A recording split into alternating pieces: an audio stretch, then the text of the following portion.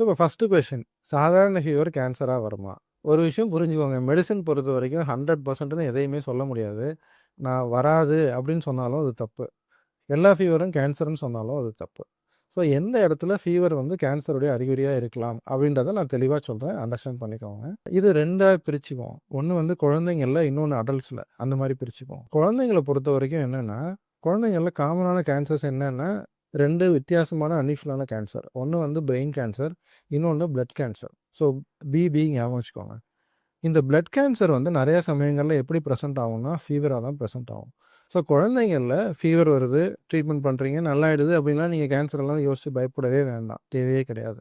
ஆனால் திரும்ப திரும்ப ரிப்பீட்டடா ஃபீவர் வருது, குழந்தைக்கு அனீமியா இருக்கு, வேற மல்டிபிள் ப்ராப்ளம்ஸ் வருது, வயிறு வீக்கம் வருது, டயர்ட்னஸ் இருக்கு, இந்த மாரி ஒரு கான்ஸ்டலேஷன் ஆஃப் சிம்ப்டம்ஸ் இருக்கு, ஃபீவரும் இருக்கு அப்படின்னா, நீங்க கேன்சர் பத்தி யோசிக்க வேணாம். உங்க பீடியாட்ரிஷியனே இத பத்தி யோசிச்சுருவாங்க.